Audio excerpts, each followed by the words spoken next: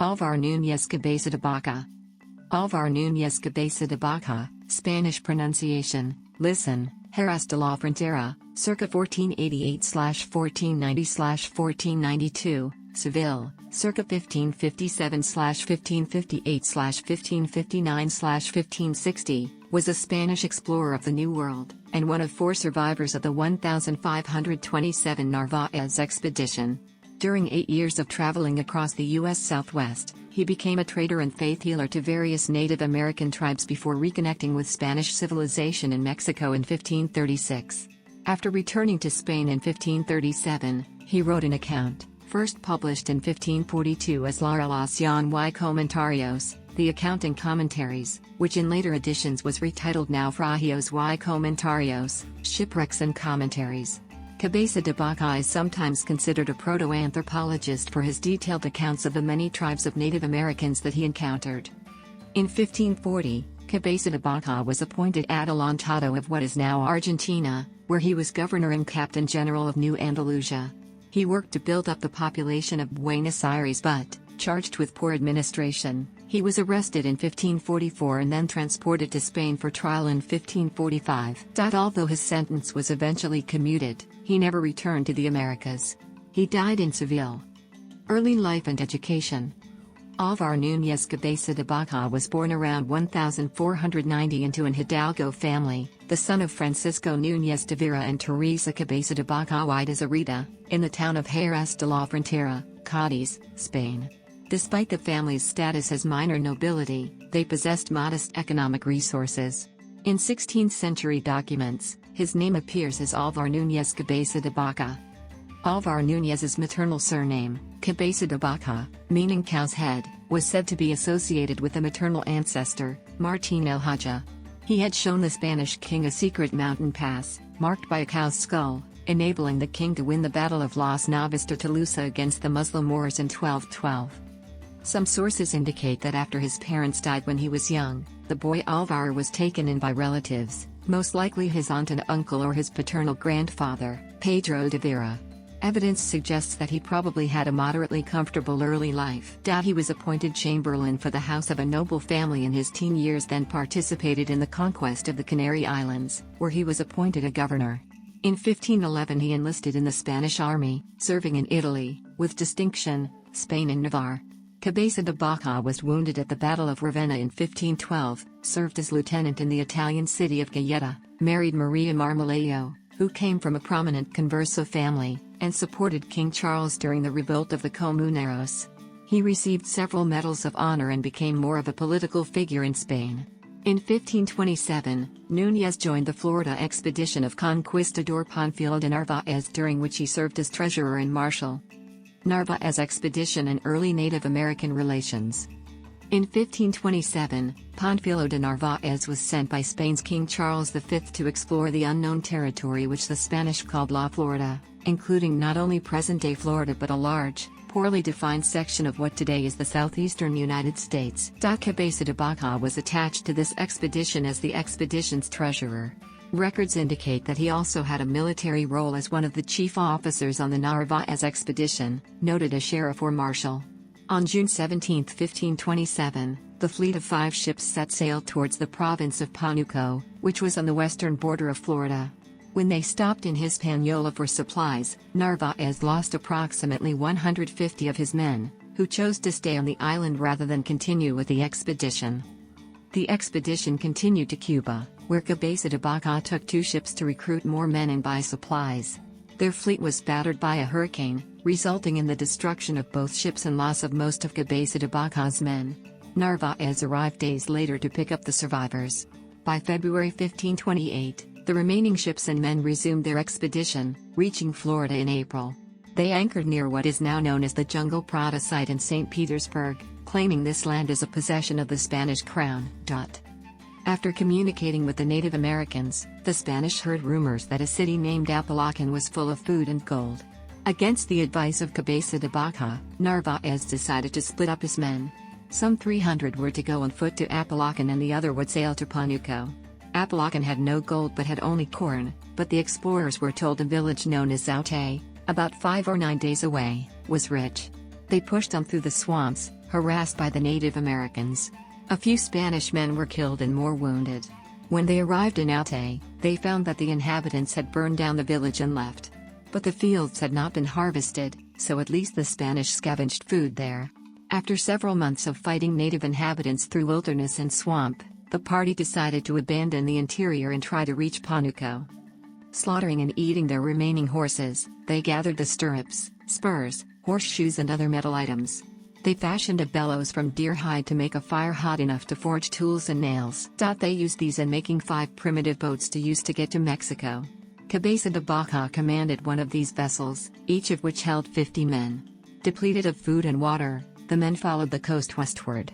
But when they reached the mouth of the Mississippi River, the powerful current swept them out into the Gulf, where the 5 rafts were separated by a hurricane. Some lives were lost forever, including that of Narváez. 2 crafts with about 40 survivors each, including Cabeza de Vaca, wrecked on or near Galveston Island, now part of Texas. Of the 80 or so survivors, only 15 lived past that winter. The explorers called the island Malhado, ill-fated in Spanish, or the Island of Doom. They tried to repair the rafts, using what remained of their own clothes as oakum to plug holes, but they lost the rafts to a large wave. As the number of survivors dwindled rapidly, they were enslaved for a few years by various American Indian tribes of the upper Gulf Coast. Because Cabeza de Vaca survived and prospered from time to time, some scholars argue that he was not enslaved but using a figure of speech. He and other noblemen were accustomed to better living.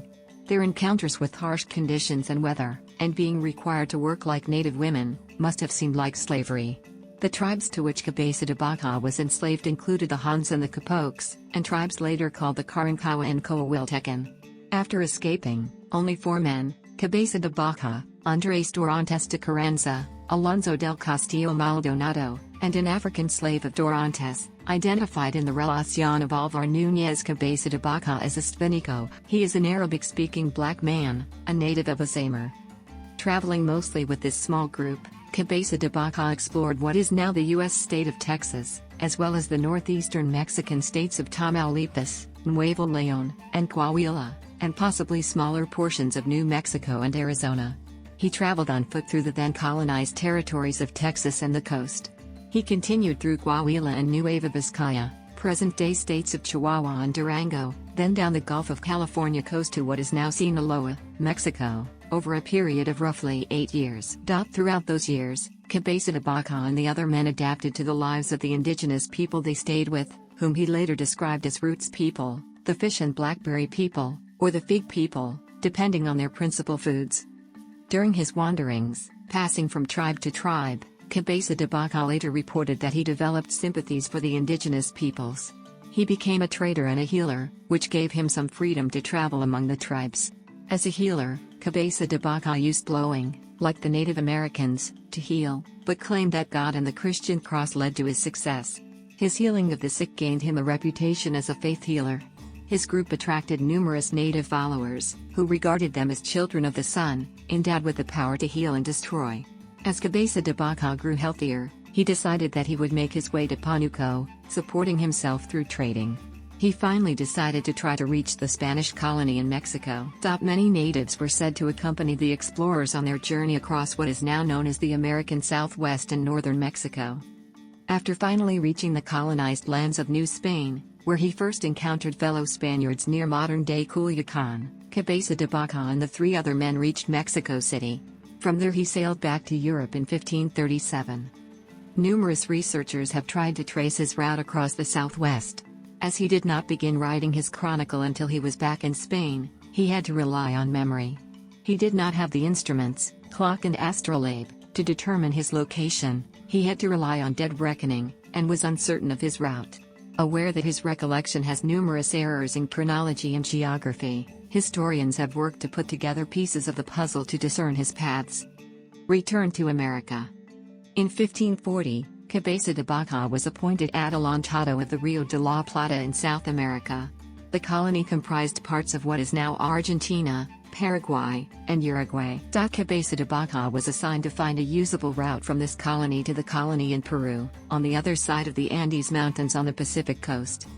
En route, he disembarked from his fleet at Santa Catarina Island in modern Brazil. With an indigenous force, plus 250 musketeers and 26 horses, he followed native trails discovered by Aleixo Garcia overland to the district's Spanish capital, Asunción, far inland on the Great Paraguay River. Cabeza de Vaca is thought to have been the first European to see the Iguazu Falls. In March 1542, Cabeza de Vaca met with Domingo Martínez de Ayala and relieved him of his position as governor. The government of Asunción pledged loyalty to Cabeza de Vaca, and Ayala was assigned to explore a possible route to Peru. Once Ayala returned and reported, Cabeza de Vaca planned his own expedition. He hoped to reach Los Reyes, a base that Ayala set up, and push forward into the jungle in search of a route to the gold and silver mines of Peru. The expedition did not go well, and Cabeza de Vaca returned to Asunción. During his absence, Ayala had stirred up resistance to Cabeza de Vaca's rule and capitalized on political rivalries. Scholars widely agree that Cabeza de Vaca had an unusually sympathetic attitude towards the Native Americans for his time. The elite settlers in modern Argentina, known as encomenderos, generally did not agree with his enlightened conduct toward the natives. They wanted to use them for labor. Because he lost elite support, and Buenos Aires was failing as a settlement, not attracting enough residents, Martínez de Ayala arrested Cabeza de Vaca in 1544 for poor administration. The former explorer was returned to Spain in 1545 for trial. Although eventually exonerated, Cabeza de Vaca never returned to South America. He wrote an extensive report on the Rio de la Plata colony in South America, strongly criticizing the conduct of Martínez de Ayala. The report was bound with his earlier La Relación and published under the title Comentarios, Commentary. He died poor in Seville around the year 1560. La Relación of Álvar Núñez Cabeza de Vaca. La Relación of Álvar Núñez Cabeza de Vaca is the account of his experiences with the Narváez expedition and after being wrecked on Galveston Island in November 1528. Cabeza de Vaca and his last 3 men struggled to survive. They wandered along the Texas coast as prisoners of the Han and Capoc American Indians for 2 years, while Cabeza de Vaca observed the people, picking up their ways of life and customs. They traveled through the American Southwest and ultimately reached Mexico City, nearly 8 years after being wrecked on the island.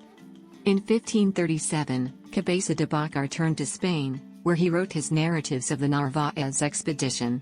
These narratives were collected and published in 1542 in Spain. They are now known as the Relation of Álvar Núñez Cabeza de Vaca. The narrative of Cabeza de Vaca is the first European book devoted completely to North America. His detailed account describes the lives of numerous tribes of American Indians of the time. Cabeza de Vaca showed compassion and respect for native peoples, which, together with the great detail he recorded, distinguishes his narrative from others of the period. Role of observer. Cabeza de Vaca reported on the customs and ways of American Indian life, aware of his status as an early European explorer. He spent 8 years with various peoples, including the Capoc, Han, Avivar, and Arbadão. He describes details of the culture of the Malhado people, the Capoc, and Han American Indians, such as their treatment of offspring, their wedding rites, and their main sources of food. Cabeza de Vaca and his 3 fellow survivors at times served as slaves to the American Indians to survive. Through his observations, Cabeza de Vaca provides insights into 16th-century American Indian life near the present-day Mexico-Texas border. For many peoples, the accounts of Cabeza de Vaca and Hernando de Soto are the only written records of their existence. By the time of the next European contact, many had vanished, possibly from diseases carried by Cabeza de Vaca and his companions. Ambassador for Christ.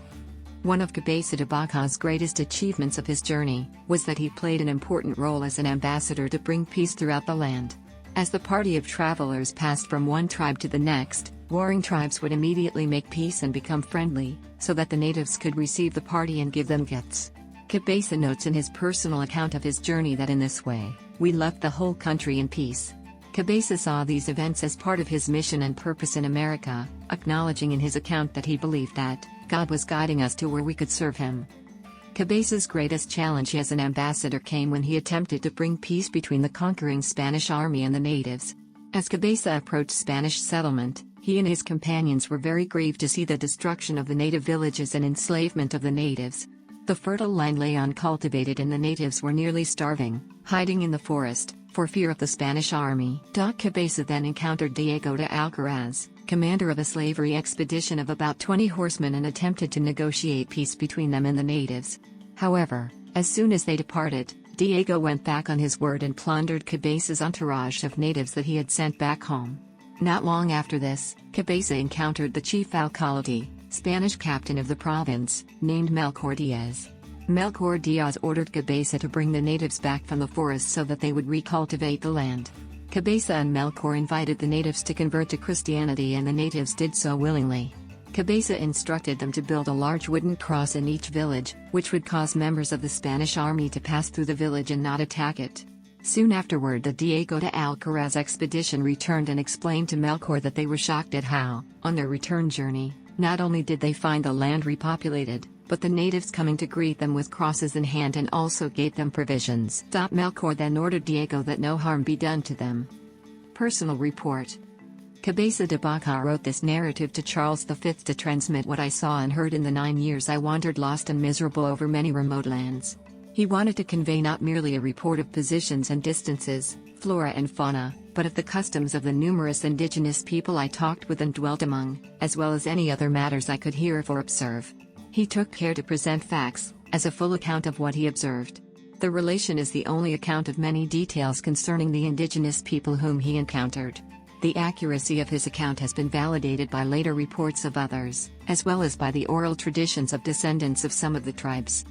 Cabeza's account also served as a petition to the King of Spain to both establish a permanent Christian mission and eventually establish the native tribes as a nation under the governance of Spain. In his reflection, Cabeza writes to the King of Spain, "May God in his infinite mercy grant that in the days of your majesty and under your power and sway, these people become willingly and sincerely subjects of the true Lord who created and redeemed them. We believe they will be, and that your majesty is destined to bring it about, as it will not be at all difficult." Cabeza continued to be a strong advocate for the rights of Native American Indians throughout his lifetime. American Indian nations noted by name. Cabeza de Vaca identified the following peoples by name in his La Relación, 1542. The following list shows his names, together with what scholars suggested in 1919 were the likely tribes identified by names used in the 20th century. By that time, tribal identification was also related to more linguistic data. Possible Karankawan groups. Related to Karankawa. Possible Tongkawan groups. Possible Coahuiltecan or desert groups. Comentarios. In 1555, after a 4-year position as adelantado in Rio de la Plata, Cabeza de Vaca wrote from memory a chronicle of the Narváez expedition in South America. It is believed that his secretary at the time, Pero Hernández, transcribed Cabeza de Vaca's account in what is known as Comentarios. The publication of Comentarios was appended to La Relación as a joint publication in Valladolid, Spain, entitled Naufragios. At that time, explorers often published their reports of travels in foreign lands. Later editions. In 1906, Naufragios was published in a new edition in Madrid, Spain. The introduction says the intent of this edition was to publicize Cabeza de Vaca's observations and experiences to strengthen authentic representations. This has been described as having the objective of portraying Cabeza de Vaca as less aggressive, while trying to authenticate his role as a sympathetic observer of the natives. Place in Chicano literature. Herrera, 2011, classifies Cabeza de Vaca's La Relación as the first major contribution to Chicano literature. Scholars have identified 5 major periods of Chicano literature: Spanish-Mexican, Mexican-American, Annexation, Chicano Renaissance, and Modern. Cabeza de Vaca is classified as part of the Spanish-Mexican period. He recounted 8 years of travel and survival in the area of Chicano culture, present-day Texas, New Mexico, and northern Mexico. His account is the first known written description of the American Southwest. Film adaptation. Representation in other media. Leila Lalami's novel, The Moor's Account, 2014, is a fictional memoir of Hispanico, the Moroccan slave who survived the journey and accompanied Cabeza de Vaca through the Southwest. He is considered to be the first black explorer of North America. Lalami claims that the chronicle gives him one sentence: the fourth is Hispanico, an Arab Negro from Azamar. However, there are several others referenced to him in the account. Lord Buckley created a monologue, The Gasser, based on Haniel Long's novella. This was first recorded in 1954 and again in 1959. His story is noted in the first episode of Ken Burns' The West, a PBS documentary which first aired in 1996. Ancestors of Cabeza de Vaca. Bibliography. English editions. Books about Cabeza de Vaca. Spanish. Italian. Vaca. Spanish. Italian. Vaca. Spanish. Italian.